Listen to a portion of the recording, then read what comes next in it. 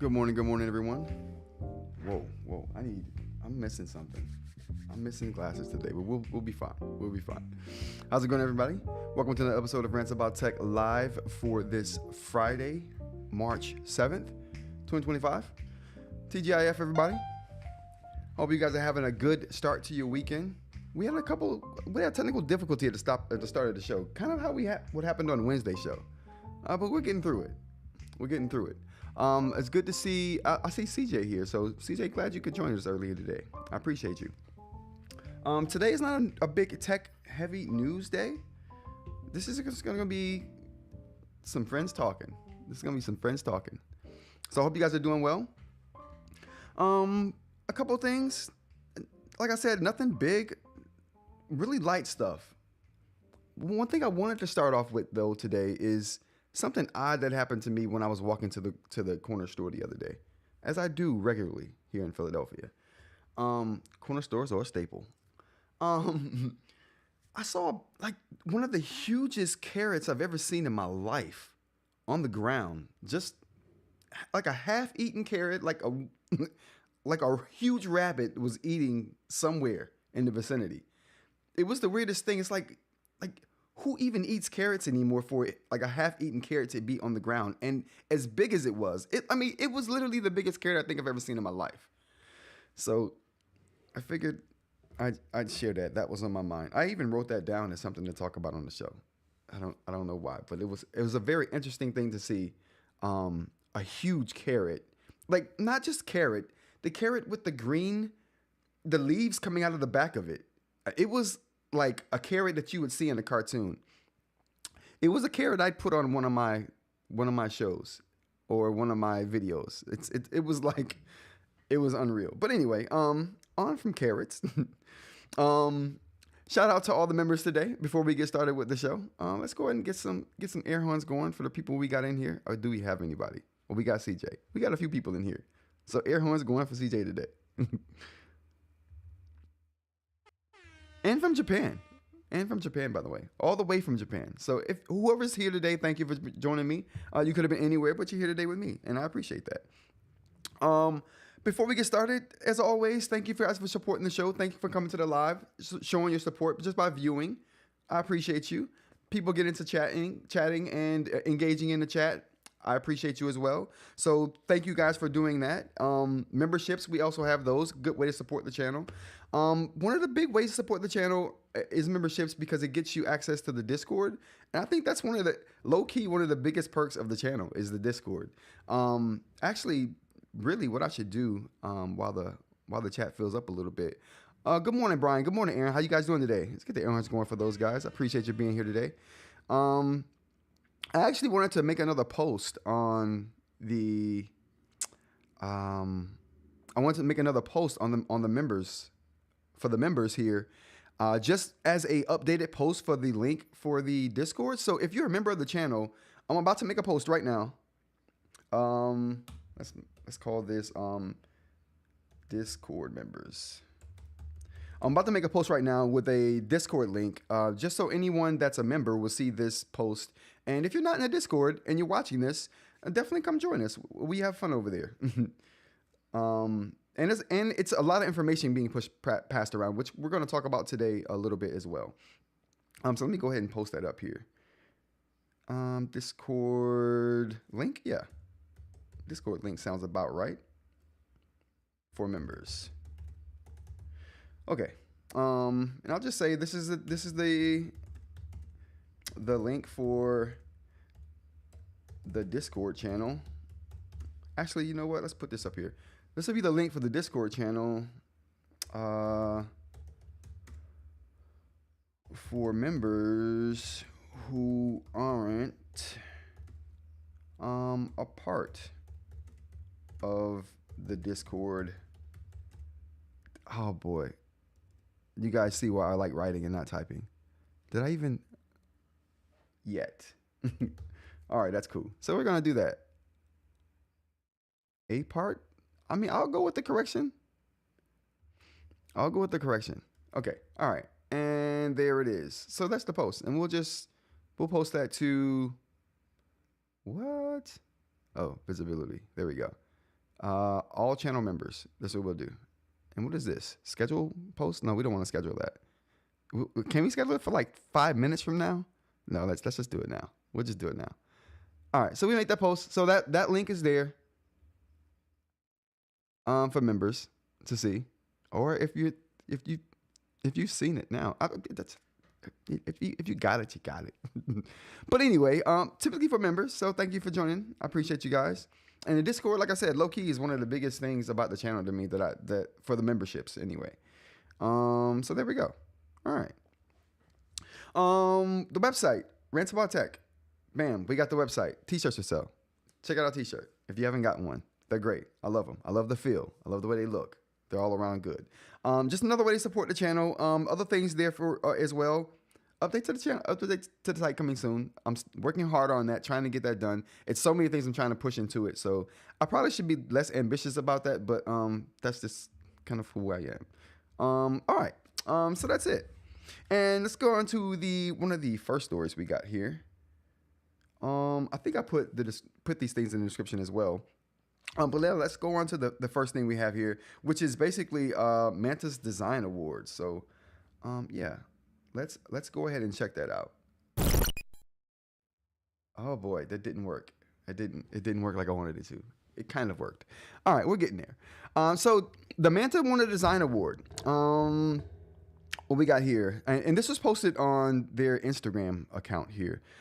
So this is from Supernote Official. We are thrilled to announce that our Supernote A5X2 Manta has been honored with the prestigious IF Award in 2025. With this award, Supernote now proudly holds 3 of the most esteemed design industry accolades: the Red Dot Award, won by the Supernote A5X in 2020, the German Design Award, won by the Supernote A6X2 Nomad in 2024, and now the IF Design Award. Thank you for being a part of the journey. Your support inspires us to keep pushing the boundaries of creativity and functionality. Here's to more milestones together. Now, I think this is great. I really do. I really do think that the Supernote winning design awards is great. And I've agreed with everything, like up until this point. Like I don't know why. It's the back of it. It's busy.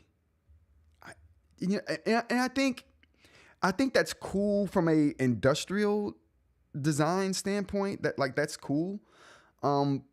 But I don't know if it's cool from a simplicity. I don't know. It just, I don't know. That was really surprising to me when the Manta won the design award. Not that it shouldn't win an award.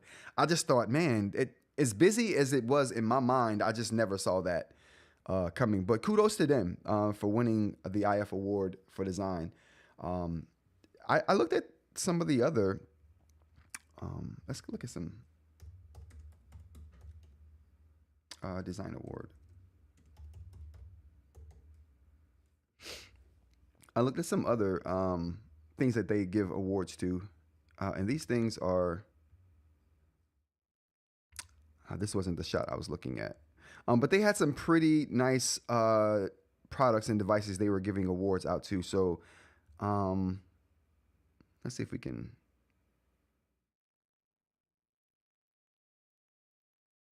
Yeah, let's go there. There we go.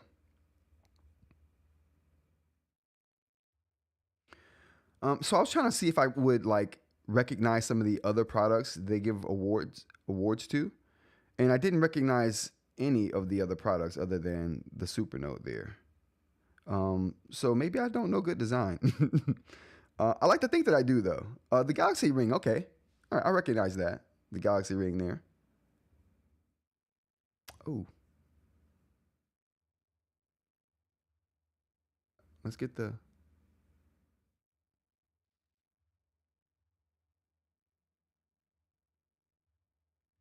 All right, my bad over here. Yeah, that's cool. All right, so I recognize the ring there, and that's about it.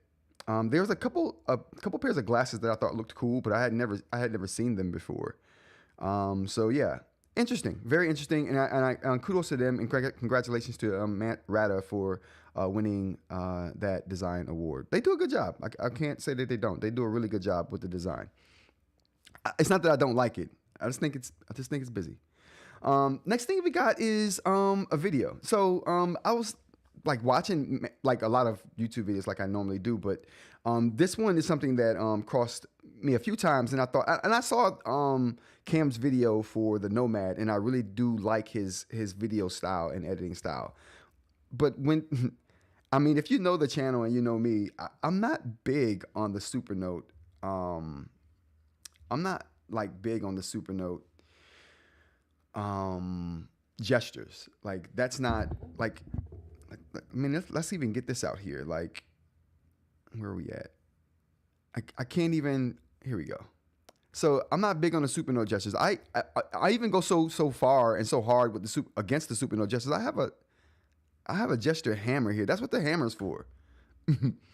that's like what the hammer's for. Like, because I have such a hard time with the Supernote gestures, and I don't understand like how they're useful. They're kind of maddening sometimes when you try to use them. Like, they work sometimes and sometimes they don't. But a lot of people have problems with them.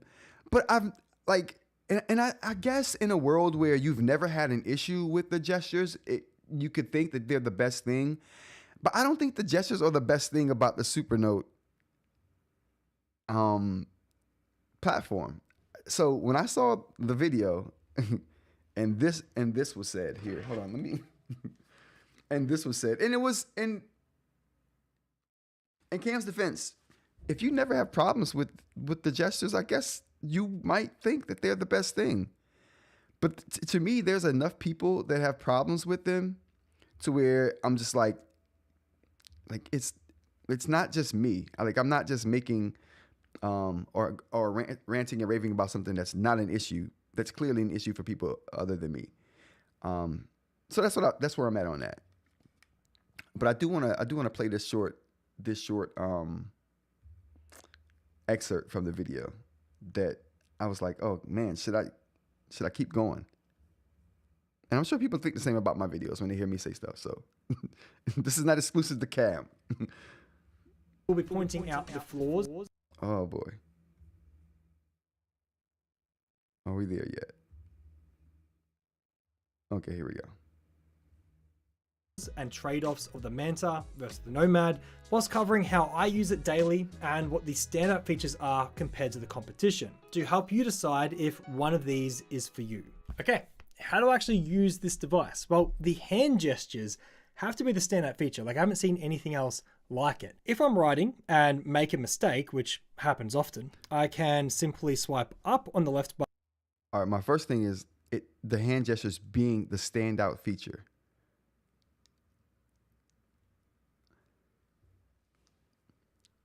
They work half the time. Maybe not even. So that's debatable. That's debatable. Left bar to undo and swipe down to redo. If I hold two fingers. Okay, the undo and redo, a little more reliable. I can't knock that. Okay, that's a feature that's really good, actually. A quick way to undo and redo. I think Remarkable handles it the best way, though, honestly. But I don't think the gestures are the standout feature. What we got, CJ? CJ says, Lasso tool is so random for me on Boox. I wish it had a gesture like the Supernote. Maybe I'm just doing it wrong. But the Lasso tool doesn't work most of the time.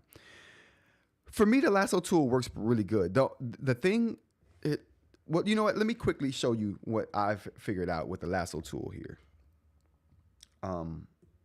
So I'm just gonna write something random. Oh, we'll do show notes. So this is something I recognize with the Lasso tool, CJ, real quick. And I meant to put this in a video a long time ago, but I just never did. This is the problem with the Lasso tool.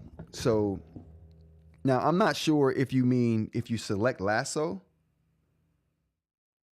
if you select the Lasso tool from there, so you can, let's just say I write something, right?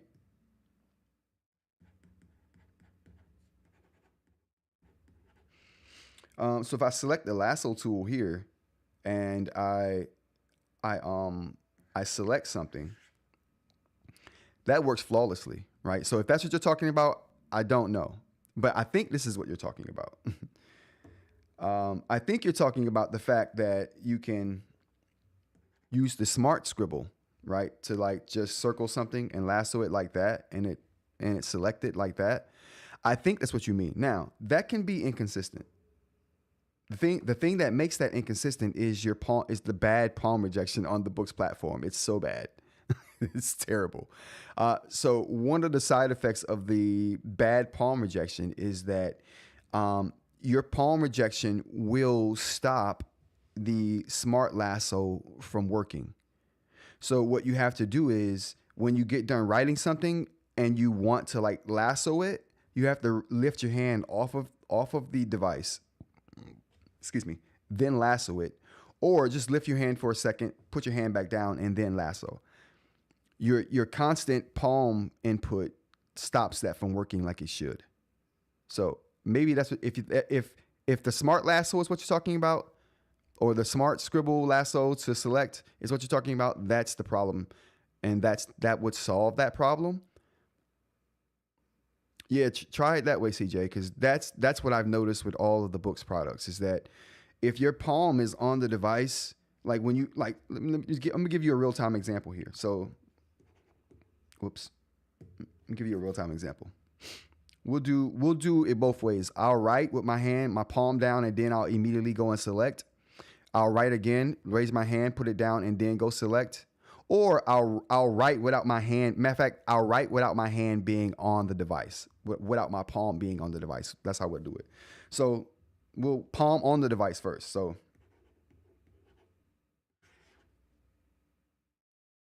you can see it doesn't select. It doesn't recognize that it should select it right after I wrote. But if I don't ever put my palm down, oh boy. Oh boy, that didn't. Let's try it again. Maybe it's a timing thing. So no palm.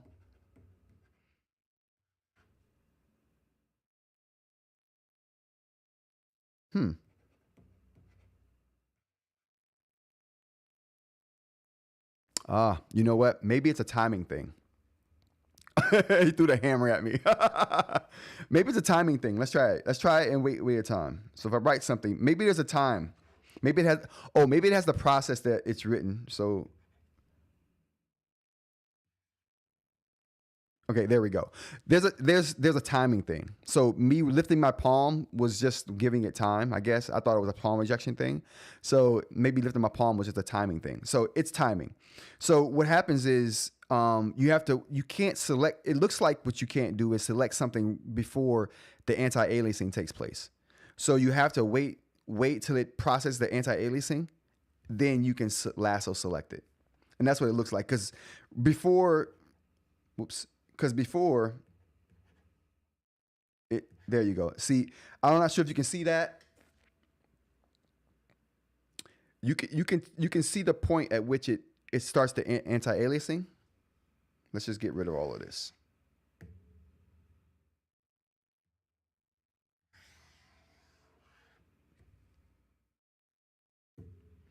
Okay, so you can see at which point it does the anti-aliasing. So let me just write. So you can visually see when the anti-aliasing is taking place. Before that point, you can't lasso select. So you have to give it a second to do that. That's what it is. So that's what that is. So give that a try, CJ. It's consistent as long as you give it a chance to process the anti-aliasing first, and then it'll consistently select it. Like when it's been there for a while, I have no problem. So yeah, it just has to process the anti-aliasing first. All right, cool. Let's move on. What were we talking about? I think we were talking about the video. So, oh boy. So I guess like I was saying, the gestures they don't work as well as I think they should. But they definitely don't work well enough to be someone's standout feature of the device. Two fingers on the screen will allow me to circle a part of what I've drawn, to cut and paste, scale, rotate, and move. And this right here is really all I need. You know what I don't like about the Supernote scaling though? The scaling on the Supernote doesn't allow lateral scaling. It only allows I don't know what they call that when they lock both the XY axis, so it only scales at a 1-to-1 ratio, at a certain ratio. But if you can independently move the X and Y axis to scale like you can in the Boox product, I think that would be great. I wish they had that. That's one thing that's missing from the manipulation tool. Neat. Just being able to rearrange a list is kind of like having sticky notes on steroids. I can just get the ideas out of my head. Yeah, I will say, in my opinion, the way the Boox products go about doing this is it's just better. The scribbles are just better, in my opinion. Anyway, I just thought it was odd that someone's main feature or someone's standout feature or the standout feature for the Supernote platform is the finger gestures. That's the bane of my existence on the Supernote platform. So I thought that was an interesting juxtaposition. So I guess someone who's never had an issue with those gestures would probably think it's the best thing. So I guess different perspectives of the same thing. But yeah, I had to stop watching after that. I couldn't do it. Next thing is most underrated phone of the year can switch between full color and eInk mode. It just got a price. So this is talking about the TCL 60. This phone is interesting to me because it's one of the phones I saw at CES in January, and I was like interested by it because of the eInk aspect that they were touting at the booth. They were saying they had an eInk mode, and I'm over people saying eInk when it's not eInk. I guess I don't know, because it's false advertising. eInk is electronic ink. It's not simply just turning the black and white off, right? And that's essentially what this phone does. So I got hands on with this particular phone right here. So let's just talk about it first before I give you my take on it. Back at CES, Chinese manufacturer TCL announced a whole host of phones and tablets for sale this year. We knew they would be on the budget end of the spectrum, given the company's general target market. But with current inflationary pressures, it wasn't clear just how inexpensive cheap would be. It turns out that the full range will be very competitively priced indeed. At MWC in Barcelona, the company has unveiled pricing for its full range of phones and tablets, with prices starting at just 109 euros, which is around $115. That was interesting to me. That's super competitive. So it looks like the most interesting device of the year is this TLC Next Paper 11 Plus, which will cost $249 in Europe.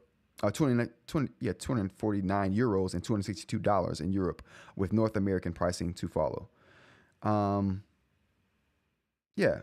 think now my take on this particular phone is that the biggest thing was for me the battery savings. So it's not eInk to any degree. They say eInk because it's got a black and white mode, and I think this is an OLED panel. And with the OLED panel, with it having a black and white mode, it can turn off a lot of the pixels on the display, right? And save a lot of energy that way. It doesn't allow notifications, so it turns off. It's like having airplane mode on almost. So a lot of the internet communications that would normally go on a cell phone just doesn't happen on this phone. And in that particular mode, you can turn this eInk mode off and just run it like a regular phone as well. The eInk mode is just for like battery savings. Like if you just want battery savings, that's what's going to happen when you put it into eInk mode. And it's no different to me than, and I think me and Vlad talked about this on the interview that we did together on the channel. It's no different than if you were to turn like sleep mode or nighttime mode on your phone. Most phones have a nighttime mode to where it turns on do not disturb. It turns the screen black and white, so you're less likely to look at it. It turns the brightness down, right? And it doesn't allow you to do even certain things on it, kind of to discourage you from using your phone after a certain hour. But the side effect of that as well is that you save battery. So that's one of the things that this is touting, right? So I just wanted to put out there, this is not eInk at all. So for people who are looking at this like, oh, maybe this can be an eInk phone, this is not that. This is just a regular phone that happens to turn color off, and do some other fancy things to save battery life. So, but yeah, this has been in the news for the last few days, and I thought, oh yeah, let me touch on this because I actually have some experience with this particular phone. As far as phones go, the screen is really nice. It's just not eInk. It's just not eInk. What else we got here? All right, so let's go on to the next topic we have here, which is going to be audio dubbing. For a lot of viewers who aren't in the U.S., who like watch the channel, who are maybe watching the Spanish markets, or I think there's a whole list, maybe like 11 countries they're expanding this to. So let's go ahead and look at the auto dubbing feature that YouTube is bringing to a lot of channels, including me. I just got an email this morning saying that I'll be getting it in the next couple of weeks. So let's go ahead and take a look at that. Automatic auto dubbing. So automatic auto dubbing generates translated audio tracks in different languages to make your videos more accessible to viewers around the world. Videos with these audio tracks are marked as auto dubbed in the video description. Viewers can always switch to the original audio track or to another available language in the video settings. Automatic dubbing isn't yet available for all creators, and you can only manage it on your YouTube Studio on your computer. So this is not all YouTube, the YouTube as a whole right now, but I am one of the channels that will be getting this soon. I think it's because I have a pretty diverse audience of people who watch my videos from a lot of different countries. But yeah, so this is going to be cool. This is going to be really cool. Now, what I don't know is if this is going to include some creators have the option to have their AI like generate their face, so it looks like their mouth is also moving in sync with the language that's being spoken, right? So I'm not sure if this feature includes that. They haven't been specific with me about that particular aspect of it. Oh boy, CJ said he's going to disable it. Wow, CJ, why? Give me some insight. I want that. I want it. Because a lot of people have like different language needs, and I think that it just opens you up to more markets when people are seeing your content in their native language, so they don't have to parse and like try to figure out as much. You know what I mean? Things will be pretty cut and dry. At least that's the hope anyway. Yeah, but definitely, CJ, I'm interested to know your take on this because I think it's a good thing. If I shouldn't, or if you have a different take that that I should know, let me know.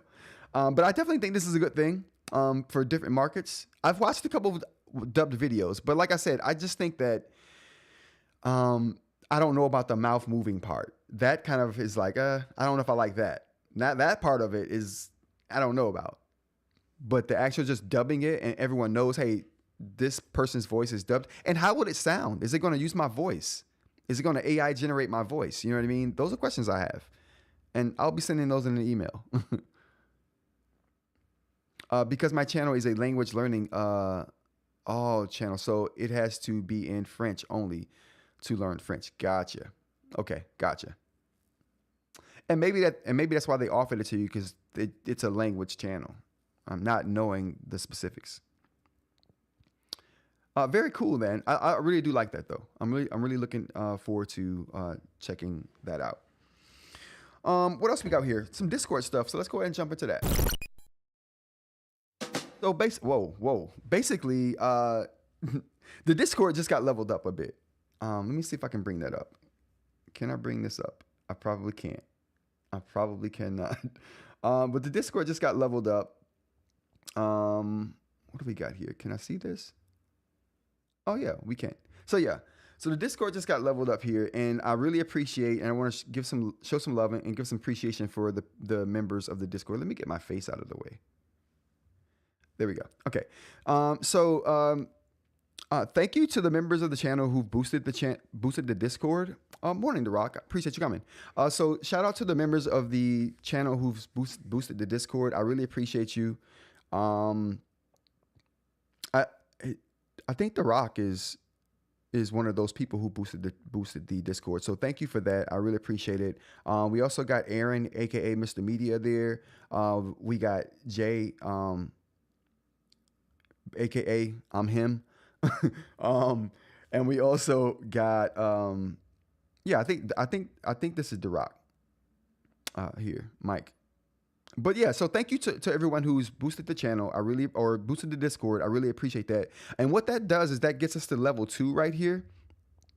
And basically what that allows us to do now is start doing some interviews, because this is something I know already, a platform I know already. And if we had members in the Discord who are willing to boost us to get us this level, I'm one of those members as well who's boosted us. But yes, we've had really good membership and really good engagement in Discord. And I thought, wow, if we could get the members to boost the Discord, the quality of Discord would be such that we could do a really good guest show for the live. And that's what I'm planning and doing right now. So that boosts us up from 720p. And I don't know if that was 30 frames a second. It might have been 30 frames a second, but we now have 1080p 60 frames a second, which is what you see from this camera right here. I love how this looks. So I'll be super happy with that. I'll be super happy with that. Oh, whoa, wrong one. There we go. So I'll be super happy with that. What else we get here? Video stage audience. No, so now that's one of the things a lot of people are like, I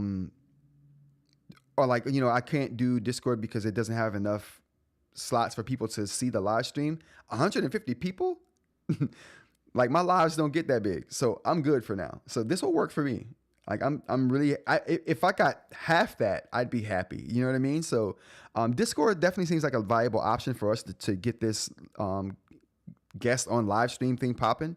I already got one in the making, which is essentially going to be, let me throw me back up here, which is essentially, oh boy, which is essentially going to be a few of the Discord and channel members talking about the new product, Terminal. And we'll talk about that in a second here too. So I think it'll be cool to get a few of us who have been talking about it in Discord anyway, to go on a live and have a quick, like, 10-minute discussion about it. You know what I mean? Just pull them in for a 10-minute conversation, because we're in the Discord anyway. So it'll be and that's what I mean. It's so easy and simple to get different perspectives on the live streams when you can just pull people into a live who are there anyway. It's just, I don't know, the convenience trumps everything to me. So, and for most people too, because MP3 won out over a whole bunch of other music standards for streaming, just because it was so convenient. People are like, I don't care about the loss in sound quality. Is it convenient? Yes, I like it. I want it. Is it good enough? So yeah, so this is going to be it for me. So I appreciate everyone for helping get us the Discord to that point. The guest shows will be sponsored by, powered by, and everything by the Discord members. So thank you guys again for that. Getting emojis. So one of the perks on this thing is getting more slots for emojis. I can't fill 100 slots for emojis. Was it? Yeah. I can't fill 100 slots for emojis. I definitely can't fill 150, but we're gonna try. I put a few up the other night, so we're trying to build the Discord up in that way as well. Potential IPO, which is exciting news to hear for Discord. There was one of the members in the Discord threw up a news article in the Discord talking about, and I think it was BM. I think BM threw this article up in the Discord. Oh, yep. The Rock said it. Yep, that's me. Yeah, Discord does a lot. Discord does so much. Like, that's why I was so happy when you guys were so on board with the idea. Like, I was like, oh my God, thank goodness, because that makes things so easy, because Discord does so much. Anyway, like I was saying, I think BM threw in the Discord that you know what? Let's before we do that, since Aaron made that comment, let's talk about the other Discord bonuses we get. real quick. So we get 150 server emojis, basically. 16 soundboard slots. So I have soundboard slots right here that I have, like that I play, like, you know, the air horn sound and the record scratch sound and fireball sound and all that stuff. Like I got a bunch of sound slots here, and I could probably add more. The problem with this is that the selection isn't that good, so I have to make my own. Discord has their own sounds that you can, and they're really good too. So anyway, animated server icons, streaming with your friends in high quality. So that's what we're gonna take advantage of. There is the high quality streaming. Well, perk 2. Sorry. Let's go there. Soundboard, there we go. 12 soundboard slots for a total of 36. So I get 36 soundboard slots for different sounds. Server banner, upload a decorative banner that best represents your community, shown under your server name. So that's another perk you get for us being level 2. Like I said, 1080p, 60 frames a second live streams. That's what we're going to take advantage of. That's the biggest thing for us. Video stage audience limit increased to 150. So like I said, video stage is just how many people can watch your streams at one time. I'm literally thinking about doing the live stream in Discord and then pulling that window into OBS and then like pulling that window into OBS and then streaming that window on YouTube, just to get access to all of these tools that they give you here. I think that's the way to go. I'm gonna try it and see how that works out. I may do a members only live, and then do a bunch of testing with a bunch of the live members, and then see how because I would hate to put a lot of people through this excruciating pain of me testing anything. You see how the lives go, and this is not the test. This is supposed to be the final product. So, yeah. 15 custom sticker slots for a total of 30, or plus 15 extra custom sticker slots for a total of 30. 256 kilobits per second audio quality. And that's, I typically would only use 196 or 192. You know what I mean? So this 256 is enough for me. Hear your friends in higher detail. So it's going to be as good a quality sound as I'm producing through OBS right now. Aaron says, will you start all live streams on Discord? And that's what I think we're going to do. That's the beauty of it. So what I'll do, I'm glad you said that. That's so clutch, Mr. Media. Appreciate that. So what I'll do is start the live streams about half an hour before I go live on YouTube, so that the Discord members have a chance we can just talk. We can just chat and talk. And it's like, while I'm like getting ready for the show, kind of like deal. It'll be like the pre-show. And then I'll only go hit the YouTube when I'm ready to do the intro music and I'm ready to like do all that other stuff. So, yeah, it'll be fun, man.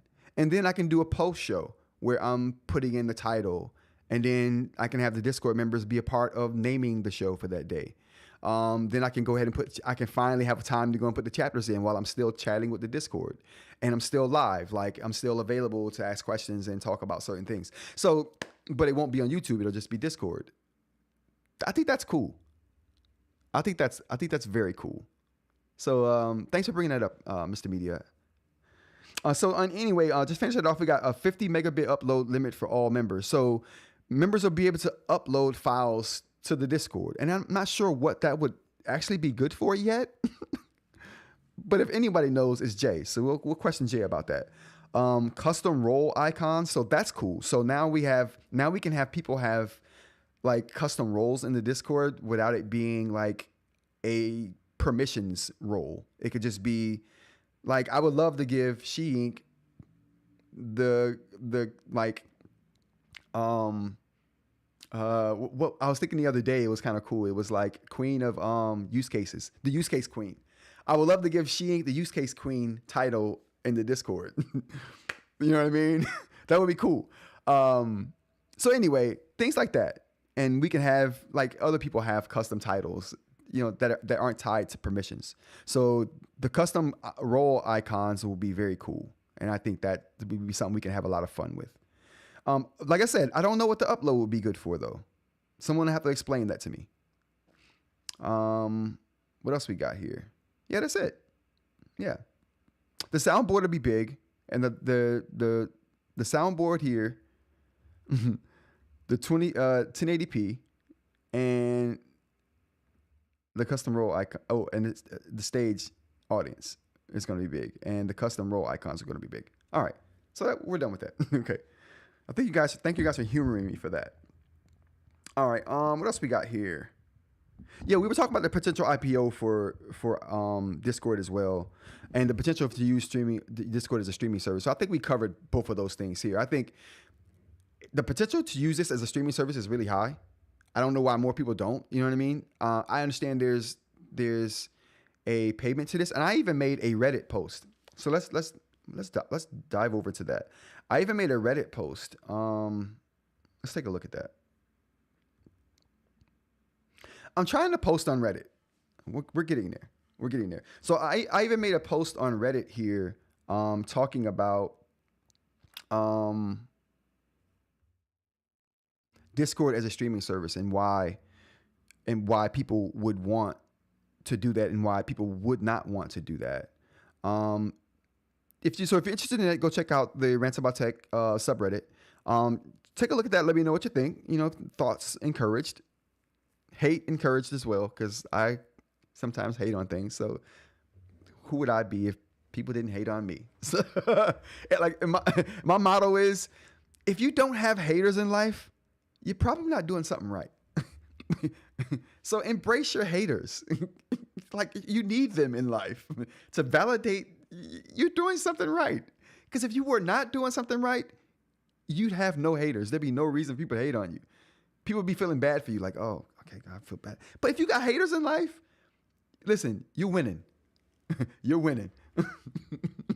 You are winning. All right. So anyway, yeah, go check out the Rants About Tech Discord or Reddit. I'm trying to have my hands in a few different social things. So we're getting there. I'm building it up. But anyway, check it out. Check out the other little write-ups I've done there. Give me your comments. Give me your feedback, and we'll take it from there. But anyway, I think it could work. I think Discord as a streaming platform could work and work really good. And yes, you are such a queen. Yeah, haters are still engaging. Yeah, even hate is engagement. I encourage it all. All right. What else we got here? I ordered the terminal. So let's go ahead and talk about terminal here for a second. So I ordered my terminal. I may have had conversations with terminal as well. Maybe. I can't verify that. But I got the terminal on order. I wish I could have gotten the white. They didn't have the white. They only had the black. The white looks so crisp and clean, don't it? I love it. I love it. But the black, I can appreciate too, because it adds the contrast, the pop. So I got the black. I thought about getting the clear one, but let's look at the clear real quick. I looked at this clear and my head it almost exploded. I was like, okay, this is the clear one down at the bottom. Oh boy, we can't even get, oh, what is wrong with my browser?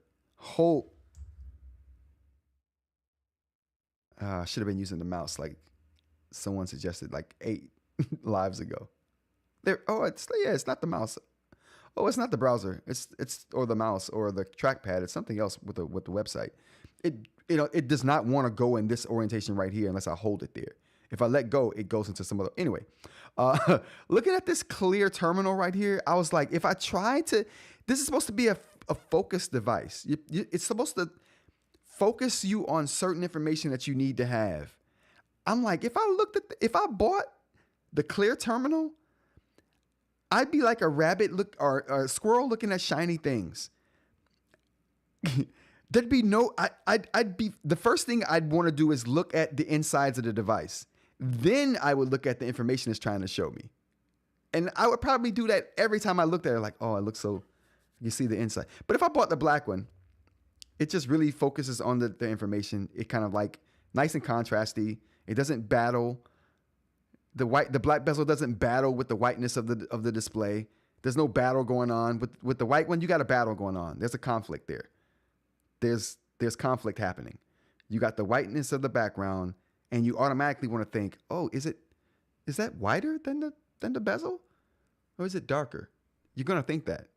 You're gonna think it. Stop. You know you are. But if you get the black one, that thought would never, let's go back here. But if you get the black one here, that thought never enters your mind because there's no conflict there. There's no battle to be had. You're not thinking, is the display darker than the bezel? You already know the answer to that. You're never going to think that to yourself because just looking at it, it's black. It's clearly darker. You think that once and you're done. It's a constant battle with the white one. You're always going to be thinking that to yourself. And then with the clear one, you're going to be looking at the insides. Black is the way to go. It's the way to go. So I'm kind of glad they had black because I would have gotten white and been distracted by the contrast question. So anyway, we're gonna probably make this our first guest show.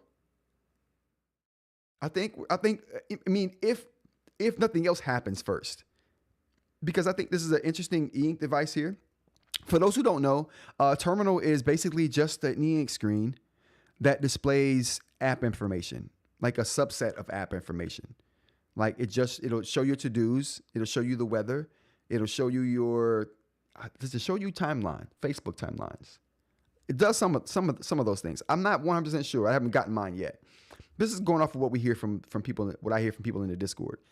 There's a few people in the Discord that have these on order or have them already. So this is going to be a super interesting conversation. So we're going to get a few of us together, and for like 10, 15 minutes during one of the lives, maybe a Saturday live. Maybe Saturday is the day we should do the guest shows, since it's an evening show anyway. Because during the day, people are at work. I would probably do interviews of like professional interviews during the weekday. Like if I get in contact with somebody at companies and be like, listen, can I interview about this topic? Can you come on the show? 10 a.m. Let's do it, bro. The Rock says white has contrast with the shadow of that bezel so deep. Yeah, but I'd be thinking it. I'd be thinking it. What else we got here? So it's basically just a eInk display that displays a subset of information. It refreshes that information on an interval. Takes very little battery life. Sips battery, from what I understand. You only have to charge this thing once every 3 months. It has a picture frame hook or a hole in the back, so you can just put this on a wall if you want. I'm going to throw this on the desk. It'll be a live time counter, but Ed told me that it doesn't keep consistent time, so that could be a problem for a live time counter, so I can label chapters for live segments. My wife will hack it to make it show wash the dishes every day. The fact that you got a wife that could do that is impressive, CJ. I'm sure she's an impressive lady. For sure. But yeah, so this is interesting project. Open source. They have a developer's kit, which I got. It also comes with a anti-glare film that Ed from Rants. I said Rants About Change. That's our collaborative show. We should do a podcast, Rants for Change. But yeah, so what was I about? Oh yeah, so Ed did not like the film that was sent out for the anti-glare. He thought it was hard to put on. But what Ed didn't know was that the frame comes off of the display. So it comes with a tool so you can open up the frame and take the display out. And you can see all the components of the device. So they're not trying to hide anything. It's totally openable. But Ed didn't know that. And he had a problem putting the film on. So would that have happened had he known how to open it? Maybe, maybe not. But definitely something to think about. And so definitely something that's on my mind when I receive my model is, yeah, I want to see how easy this film is to put on and how well it works. Let's go to the chat real quick. The plugins available would be very important. I need certain apps on it. How is the app store? They say they have 70 plus apps on board right now. Let's take a look at that. So they say they have 70. Here we go. Connect popular apps, 71 plus and counting. Let's see all the plugins.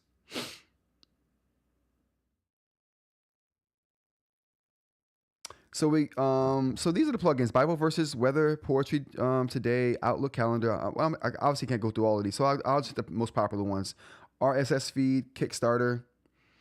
It looks like a YouTube screensaver, but I could be wrong on that. The vibes I get. Reddit is here.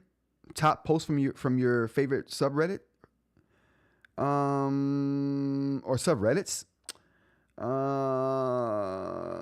Days left in the year, which is totally awesome. Lunar calendar, I think that's kind of cool. Your Bitcoin wallet.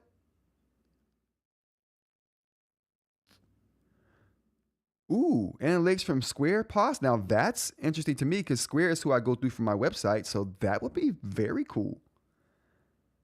YouTube channel video analytics. I'd be depressed looking at that all the time. I couldn't do it to myself. Ed has that up on his thing, and I just thought, oh man, I'd be so like anxious all the time having that information. Just I look at mine once a week because I'm so like, it gives me so much anxiety to look at it. I don't know why, but it does. So I look at it once a week, and then I say, okay, well, what do I need to do? But if I had that in my face 24/7, I don't know how I would maintain through the day. I'd go from a thimble of alcohol to like, I don't know, maybe a half shot glass. All right. Google Calendar. Oh, wow. See, there we go. Now we're talking. Google Calendar. Now, if I could put my to-do list up here, that would be great. But which to do, you know? HubSpot, that's cool. Outlook calendar, ChatGPT, find answers and inspiration. Does this thing have a speaker and microphone? Like, what are we doing? To do. Okay, so they do have a to do thing here. They do have Google Calendar. Google Calendar has Google Tasks. Bam. Bam. Okay, now we're talking. See, now this is even better than what I was thinking, because I was like, I'm willing to download whatever to-do app they have available that works with this thing, because I just want to have a constant to-do reminder in my face so I can get more done, and be more pointed in my day. But that they use Google Tasks, which is what I've been using for years, along with Google Keep.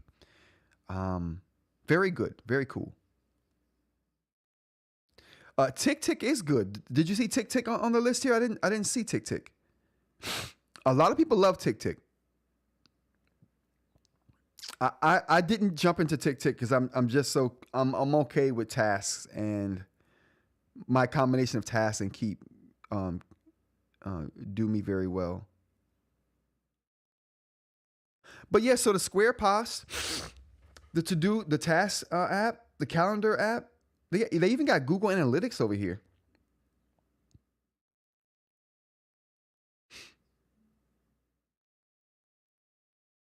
Oh, they got Postmark there. I know that's a popular app. All right, so yeah, they got quite a few. And TickTick's on the list. That's cool. That's awesome. All right, so yeah. All right. I like that. So yeah, so we're gonna talk about that. So we're gonna talk about that on the live. We'll do a live get together. I'll coordinate with the people who are getting these things in the Discord, and we'll do like a live segment. We'll do it at a time when it works for everybody, or maybe it'll be a recorded segment that I'll just play on the live. A live segment would be cooler though. I definitely have to say that. All right. What else do we got here? I think the next thing is the foldable iPhone. Yeah, the foldable iPhone is what we got next. Let's check it out. Oh, really? Oh boy. Let's check it out here. Wasn't gonna work for some reason. All right, there we go. I only think this is interesting because usually when Apple gets into an industry that's maturing, they usually take it to a whole nother level, right? The foldable market is about 6-7 years old.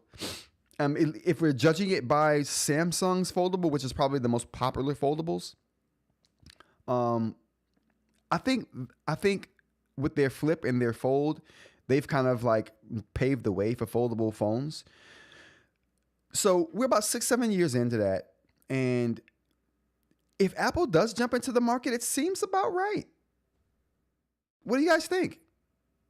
I mean, that would seem about right to me.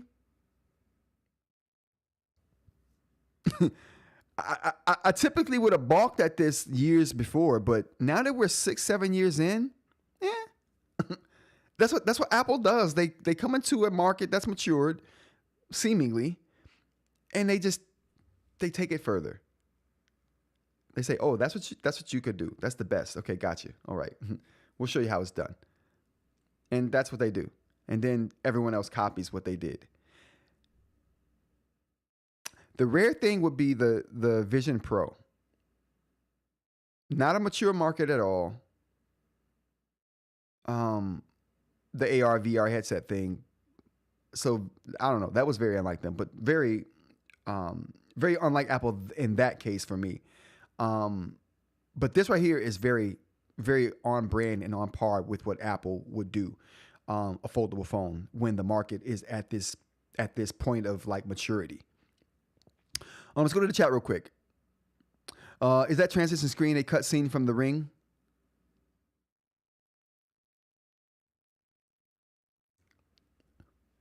I had to take out something. I had to take out the copyright. Such a long time coming. Is this actually a real thing? Well, we're about to find out. So let's go ahead and take a look at this story here, Shi. This is Rumor Replay, a weekly column at 9to5, offering a quick rundown of the most recent Apple product rumors with analysis and commentary. So this is just a rumor. So Ming-Chi Kuo on Apple's first foldable phone. So Ming-Chi Kuo, an analyst with sources in the supply chain, has shared his predictions for Apple's first foldable iPhone coming in 2026. So this is just rumor mill. But Ming-Chi Kuo is rarely wrong. So just take that for what it's worth. Here's an overview of what we expect. Book style design, not the top-down fold previously reported. 5.5-inch outer display and 7.8-inch inner display. So I guess the mock-ups is this right here that we're looking at that I can't zoom in on. Okay. Touch ID in the side button, likely with no Face ID. Why no Face ID? Interesting. Retail price above $2,000. Wow. No visible crease or wrinkles from the fold. Now, that's something that I've heard in multiple sources saying that there will be no visible crease in this or fold. And I'm like, well, what gives? It does fold, right? They're defying the laws of gravity. I've thought for a long time Apple has had an alien chained up in the basement at one Apple Circle. Wait. Is it one Cupertino?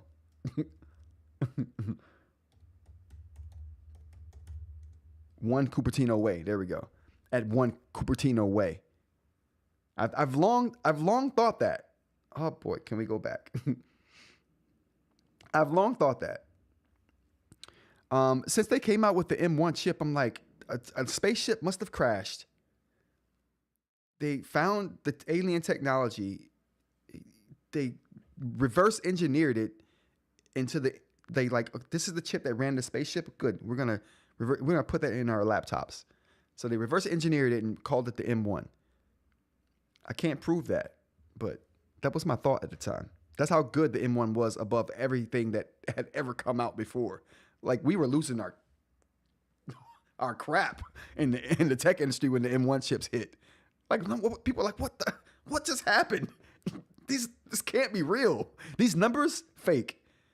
And then they got proved right, and then we were like, wow, Apple really did it. They did. Let's go to the chat real quick. The Vision Pro wasn't bad. It just was expensive. The $3,500 was just too much for most people to spend on a VR headset. Yeah, it was a developer thing.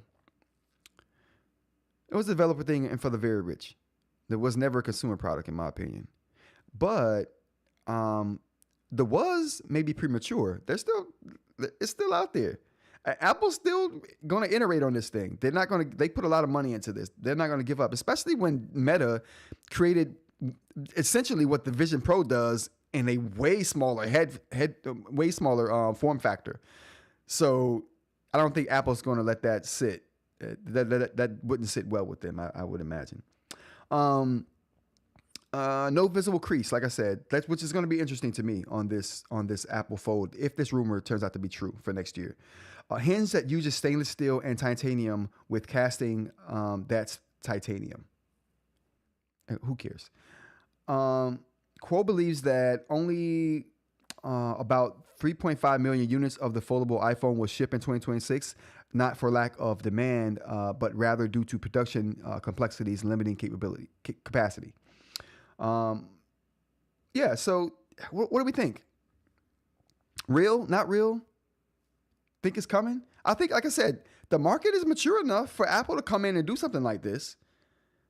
Like, I mean, they've done, like I just said, the Vision Pro was a way more riskier proposition than this. Way more riskier.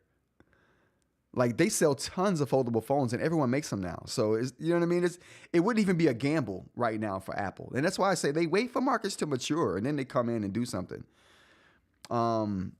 And they typically just blow it. They just make it better. You know, plain and simple. In the chat, CJ says they've been waiting for the foldable screens to be almost crease free to make one, for the technology to be more mature. Yeah. And we haven't gotten to the point to where the technology is creaseless yet, right? But I guess they figured it out. We'll find out. I'm gonna keep my eye on this. I keep my eye on anything Apple does. I'm still an Apple fan at heart. I'm just not a fanboy anymore. I'm not gonna go buy every Apple product like I usually would in my younger years. If it was Apple branded, I bought it. But now I'm like, the laptops are good enough for me. I do want that new Mini though. But my computer is so much more powerful. It's just wanderlust. All right, let's move on. All right, the next thing we got up here is, what else we got? I think that's it. Oh, some Reddit stuff. Let's go over to Reddit. So let's hit Reddit up real quick. And my transition doesn't work still. Let's try to hit Reddit up real quick. Oh, that didn't work at all. We'll work on that again. I need a Stream Deck like Ed has. That would keep me from losing connection to my shortcuts here for transitions. But we're getting there. All right. Here we go. So a couple of stories I pulled from Reddit that I thought were interesting. Worth buying the Tab Mini C Pro right now. And I think that's interesting because of me and Jay's take on the Tab Mini C Pro, or Tab Ultra C. What is it, Tab Mini? Tab Ultra C Pro. He bought his, and I think I'm going to sell. Well, I am selling the Note Air 4C to get the Tab Ultra C Pro myself. So I think that's an interesting, some interesting perspectives to be had on that. I think this is interesting right here, just because someone's talking about the lights on the. I can't even go back. Cloud 3 quality depends a lot on integrated light, which can crush contrast in some devices. Interesting conversation. And Galaxy S Pen now works on Remarkable and vice versa. So the Galaxy S Pen with the new phone, it seems to use the same technology that the Remarkable Paper Pro does with their pen. And you know, everyone was looking for a pen that would work with the Remarkable Paper Pro other than their own pen. And it looks like the Galaxy S Pen. is now that pen. In case you didn't know, I just tested this out 2 minutes ago, and it really works. The new S Pen on the Galaxy S25 Ultra ditched Bluetooth for whatever the same tech that the remarkable Paper Pro marker uses. You can write with your new S Pen on the remarkable Paper Pro. I mean, they say remarkable, but they mean the Paper Pro here. And you can also use your remarkable Paper Pro marker on your S25. Now, I say remarkable Paper Pro here, even though they just say remarkable, because the Remarkable 2, which is the only other remarkable they're selling right now, is it uses the standard Wacom. So you can use any standard Wacom pen on that. I thought this was interesting. Super interesting.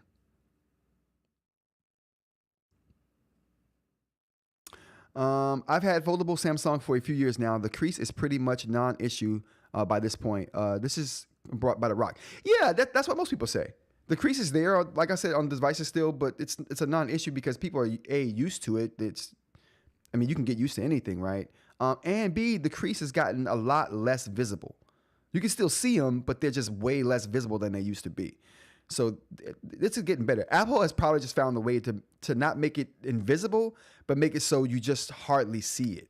You know what I mean? They've done something because the crease, because it folds, has got to still be there. BM says yes, true aliens. I'm telling you, they got them chained up at one Cupertino way in the basement. I would say with Johnny Ive, but Johnny Ive got out. Johnny was like, I'm not going to be a part of this alien abduction. I'm not going to do it. You can't force me to do it. I designed too well. I'm going to make my own company if you keep going. And he did. That's why Johnny left, if anyone was wondering. Which hat atelier is a good manga? Whoa. Really? Huh. Oh, is that what was on the picture? Okay. I'm like, where? I got you. Doc. I mean, DeRock. I got you. From here. There we go. Well, listen, I like a good manga. I like some good mangas, so I might have to check that out. It looks super interesting, especially the original on the far left here. That art style is amazing. I love the color rendition. And out of these three, I think the Kobo LC probably looks the best, if I'm being honest.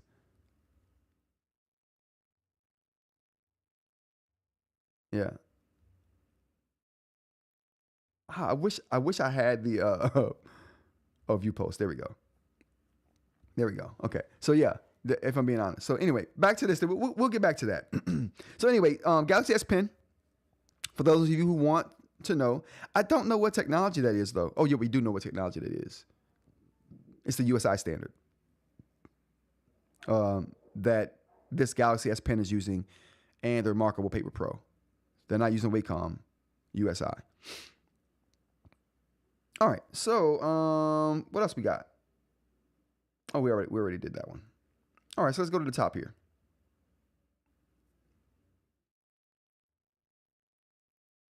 So anyway, this person says something that I thought was interesting. Received my Manta thoughts so far from an ADH accountant. Let me get to the part I thought was interesting. Here we go. I can't take people serious when I hear this. The function of the Manta has worked well. It works as good, if not better, than any of the review videos I watched. I watched all of them. Based on this, I was worried about it being slow, the straight line function not being useful, two-finger eraser lasso gesture not working. You heard that a lot because that's a thing. The reading experience, because that's a thing. And maybe an overall lagging. That's not a thing in my opinion. None of this has seemed to be true as an issue for me. Maybe I am easygoing. My handwriting is terrible, and I also learned that I draw stars in such a goofy way that the software doesn't recognize it. That's not the software's problem, bro. You need to get better at drawing stars. Like I've drew the craziest stars, and it recognizes them. This dude's drawing. He's drawing. I don't know. It says, here's what I love most. Let's get down to this part right here. In a paper world, I realize that sometimes my writing is dictated by what I think should belong on what page. Now that is not a factor. Last night, I had an idea for a future project process that came up. I created a note, brainstormed my thoughts, and filed it away, knowing I could go back to it at any time. I am free to bounce around as much as I want without any issues. That's one of the things I love about the Supernote. Maybe I'm ADHD too, because that's one of the things I love about it. And I say this all the time on this channel and on lives, that I love the Supernote because it allows me to bounce around to many different thoughts. I just call them thoughts. They're not even notes to me anymore. They're my thoughts. So I get to jump around between thoughts so seamlessly and without thought, because they're in a because the quick access menu, I thought about it the other day. The quick access menu is essentially a frequently used list of your notes, or list of your files. Like, you say to yourself, I have like 8 files that I use the most. I use these the most. I use other files. I go into other files, but these files right here, if I had access to these really easily, I would be so much more productive, because these are the thoughts I swap in between the most. That is how I use the Supernote, and that's how I use the quick access menu. It's a customized list of frequently used files. There you go. That is the best way to describe it. I thought about that for a while. Frequently used files. If anyone has a use for being able to quickly access your frequently used files, because no other platform gives you that ability to create a list of your personal frequently used files. There you go. So, I mean, that's how I describe it. That's the best way I can do, or that's the best way I can describe it. And I think that's just one thing that Supernote, that's just one thing Supernote, the platform, does that no other platform does. Gives you that ability. And not only does it give you the ability to add or make a list of your frequently used files, it lets you order that list in any way you want. So it becomes like, Jesus Christ. Let me get some coffee.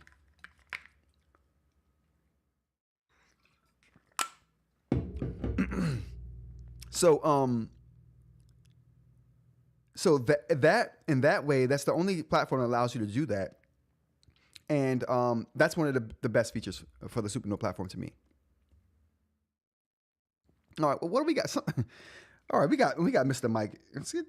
We got Mr. Mike in the chat right now. We knew that this time was coming in the chat. We got to throw the air horns out there, but we knew controversy was coming too, because Mr. Mike just brings the controversy. How you doing, Mr. Mike? Good morning, bro. He says, "Hey, I'm talking love with eInk in Discord right now. Didn't know you were on." Of course, right? You're in the Discord, my Discord, but you didn't know I was on. I should have you. I should have you be a weekly. I should have you be a weekly guest on the show, Mr. Mike. Mr. Mike, you in the Discord, right? Yeah, you are in the Discord. I haven't seen you in a while, so I forgot.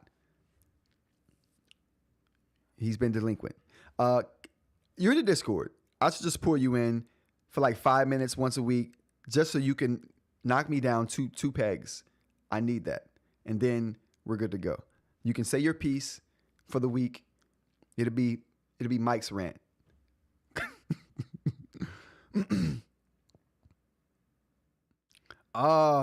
He said, everyone join live crew in Discord to talk about Rodwise Live. Oh boy.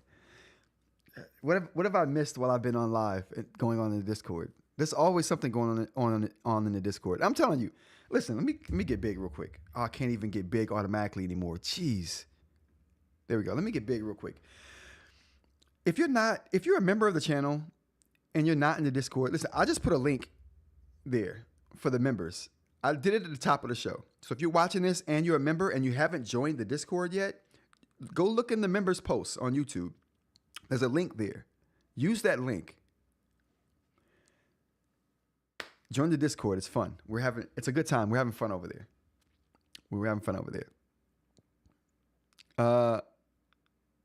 Love must be a word I use a lot. Word. A word. What? Everyone in voice chat? What? Hold on. Let me go over to Discord and see what's going on. Things are happening that I don't even know. I don't know about. Oh, I see. They are in there talking about me. Oh, I get it. I get it. See, then what I could do is I could do something like this. Oh boy. Hold on, let me try it real quick. Then I could do something like this.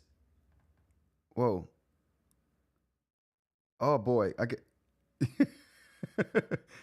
No, hold on, I'm leaving. I think. I tried it, it didn't work, but oh boy. I'm trying to bring you up. 1 second. All right, let me move Mike up here. All right, are you there, Mike? All right. Can the chat hear Mike? Let me know if you can hear Mike, chat.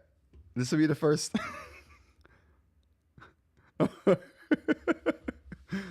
Hold on, let me drop down to eInk and let her know what's going on real quick. eInk, I'm just dragging Mike to the live real quick just so I can get him to talk crap about me real quick. I'll bring him right back to you. All right. All right, Mike. So can we oh wait, I don't think we can hear it. Hold on. I can hear you, but we can't hear you on the live. So I gotta fix this. So we'll try this again. So I'm gonna put you back down there with eInk. We'll try this again when I figure out how to actually get this on live on the air to show up in the live, bro. Thank you for checking out with me though. I know. Okay, you guys. All right, listen. We tried it. It didn't work. But I think that would have been awesome if I could have brought Mike up. But what we'll do is I'll figure that out today. So the next time Mike is in the Discord talking crap about me, I'll let him talk crap live, and we'll handle it that way. But thanks for being here, Mike. I appreciate you, bro. And thanks for being so cool, eInk. I appreciate you as well. What else we got here? We were talking about. Oh, that doesn't work. Let me get out of this thing right here. All right, bam. Okay. So now, let's get back to the the Reddit here. That was awesome. I can't wait to line up guests and get this thing working. Oh, it's going to be so fun. You see why I think Discord is such a valuable tool? Because that would not be possible if I was using like any other software. You know what I mean? Because people are already in Discord. You can just kind of pull them in. That's how we're going to get that working. I'm going to figure that out, I promise. All right. First, I got to figure out how to get back to my desktop. Bam. There we go. Okay. So I thought that was very interesting. So to jump back and forth between your thoughts and notes on the fly is one of the best things about the Supernote platform. And that's what this person here was kind of hinting on. With his thoughts so far from an ADHD accountant. I might be ADHD too, because this is what I love most about the platform, what he was actually describing here. So kudos, bro. Thank you for bringing that up. And who is this? Dead? Something APA Society? CPA Society. Okay, Dead CPA Society. Thank you, bro. That was an awesome post. All right, next up we got here what I thought was interesting on Reddit today. Worth buying the Tab Ultra C Pro right now. Some thoughts. I like the Note Air 4C, but a mix between the Tab Ultra C. This would have been a good story to have Mr. Mike on, because he hates the fact that I hate on the Note Air 4C, and this story would have been right up our alley for a good back and forth. But here we go. Some thoughts. I like the Note Air 4C, but it mixed between the Tab Ultra C Pro, and can get a good deal on a used one. That's something that Jay's been telling me a lot as well. One of the members of the channel, one of the really good YouTubers starting out right now too. So, but Jay was telling me that for the reasons he bought the Tab Ultra C Pro, because he just bought him one after getting rid of his Note Air 4C. I think he's either getting rid of it or he already has gotten rid of it. And I am doing the same thing. I will be getting this Tab Ultra C Pro. I can't do the Note Air 4C anymore. Too many optimization issues going on. They didn't fix a lot of the problems I had with the Note Air 3C. Some of them, but not all of them, which I think is they were big problems that a lot of people saw. So there was no reason to not fix them. And no other device has these problems, like the screen bleed. No other device from Onyx has that issue, the light bleed from beneath the screen. Like, what? They still have orange in it, but I'm coming around to that. That's a whole different story. Here we go. Is it worth buying still almost 2 years after release? Now, this is a problem I'm facing right now. Is the Tab Ultra C Pro worth buying in 2025?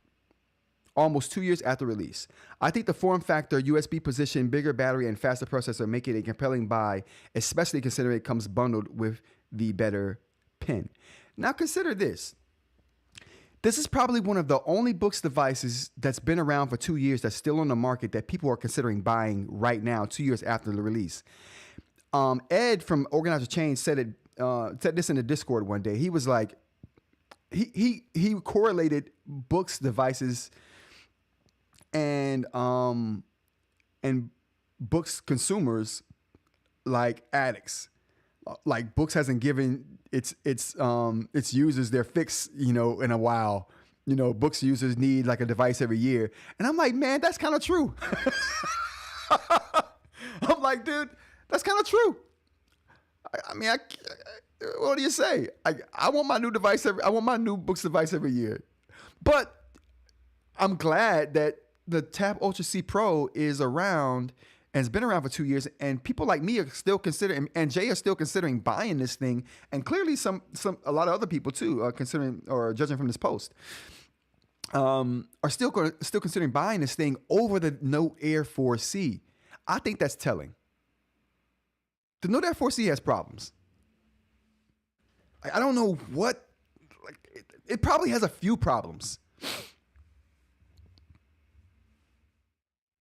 Yeah, like legitimately, it probably has a few problems.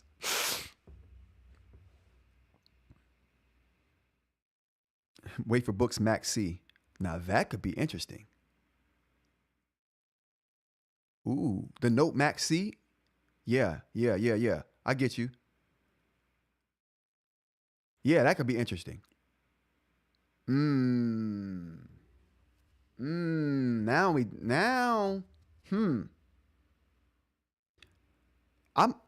Yeah, man, that's interesting. I'll leave it there. I got my eye on the Tab Ultra C Pro right now, but dang, that's super interesting. Here we go. And yes, no paper-like feel, which is the downside for the Tab Ultra C Pro. That's the only downside for that device. I don't care what nobody says. The only downside to the Tab Ultra C Pro for me personally would be the screen not having anti-glare or really good anti-glare, and a writing surface would add anti-glare. So a good writing surface would fix both those problems I have. And I think that's the only downside to the Tab Ultra C Pro for me. That's the only reason I went with the Note Air 3C over the Tab Ultra C Pro initially. If I had known what I know now, I could have brought the Tab Ultra C Pro and been good. But anyway, another point about this is the fact that this device has been around for a while. What if this Tab Ultra C Pro stays around for 3-4 years? It has the power. It has the RAM. It has the form factor to get away with it. It could be a device that sticks around for 4 years. Are there any other Boox device that's been around for that long?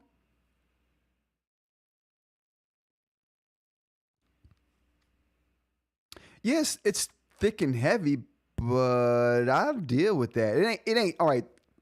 Thick and heavy compared to the Note Max.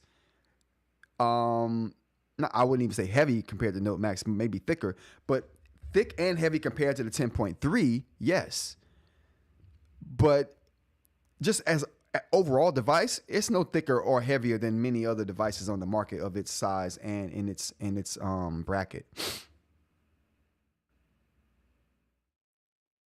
I don't know. I don't like the camera bump. That's the only thing I don't like. I don't like about the fit and finish. Yeah, Boox device staying for like 3 months. You're right. But I mean, we'll see. I mean, the Tab Ultra C Pro, they've discounted it heavily lately, as this person brought up in their post as well. So that usually leads to maybe they're about to come out with a new device and they're trying to clear inventory. But I was told as well that these deals have been around for a while for Boox devices. So, that's another thing. That's another thing. All right, let's go on to the next story we got here, which brings us back to the Kaleido 3 quality depends on the integrated light, which can crush contrast in some devices. I, to some degree, agree with that. I did a video a little while back talking about the new comfort gaze that the eInk Corporation has made for all of their Kaleido, not just Kaleido, but all the eInk devices that have a front light. That's their comfort gaze is eInk Corporation's front light technology. Different manufacturers don't come up with their own lighting solutions for these things. These are dictated by the eInk Corporation themselves. But the new comfort gaze, whatever generation they're on, is pretty good. It doesn't help the Note Air 4C because it has that new comfort gaze technology in it, but it helps the contrast. It does. I will say that because I did a close-up. I did a really macro close-up of the colors and the brightness, and the Note Air 4C. I mean, the new comfort gaze technology in the Note Air 4C brightened the colors, not just made everything brighter. Like the Note Air 3C in contrast, by comparison, it just made everything bright. It just washed everything out, made everything super bright, which washed out the colors. The new comfort gaze in Note Air 4C brightened the colors. It made things more vibrant, and you can see that in the video that I made. So I agree with this, that the Kaleido 3 quality, well, at least how it's perceived, depends a lot on how the integrated front light is used, and that new integrated front light is really good. And I don't think that goes by brand, but there is some credence to that. I just got and reviewed the Big Me B751C. I was very happy with the device until I noticed that its integrated light washes out dark tones a lot more than a Kobo Libra Color and a Big Me S5 Color Plus. They probably have the newer comfort gaze light. I had the exact same issue with the Boox Go Color 7 and returned it for this reason. I can attest to that as well. I mean, but again, the Note Air 3C, same situation. Before that, I had the same issue too with my first Kobo Libra Color I got when it launched and returned it too. Since that, I got a Kobo again, and it was much better. Probably the newer technology. Be aware to check in a dark room if the light doesn't wash out dark tones and crushes contrast before deciding to keep an eInk device. So yeah, I agree with that, but well, to some extent, I think that this is fixed now. I don't think that it's a washed out thing anymore. I think this is about older technology. If the device has the newer comfort gaze, then the contrast is better, or the brightness and vibrance is better. If it has the old comfort gaze, it just washes everything out. So that's the difference here. It depends on which one of those your particular device has. Yeah, and I think that's it. I think that will be it. All right, that's going to do it for me for the show today, everybody. Thank you for joining me. Oh, I got to go back to this thing. See, one day we'll have this fixed. Thanks for joining me, everybody. That'll be Friday's edition, TGIF. Thanks. Thank goodness it's Friday, but I hope you guys have a really good weekend. I hope this is a good start to your weekend. I will see some of you, hopefully all of you, Saturday, tomorrow evening. We'll do a recap of the stories we covered throughout the week, and we'll talk about some new things here and there too. Maybe I'll have some more stuff done in the Discord that we can talk about. Maybe some more stuff done on Reddit that we can talk about. So I'm gonna start talking about more of my project stuff on Saturday's show too. So a weekly wrap up and like catching people up on all the projects that I'm working on: website, articles, Reddit, Discord, all those things, and maybe take some suggestions of what I should probably get my hands into other than those things. Monday, Wednesday, Friday, 10 a.m. till kind of whenever. Saturday, 7 p.m. Eastern till whenever. Thanks for joining me, everyone. And until next time, take care. Oh, boy, that don't work. I got to get this fixed. It's just not working.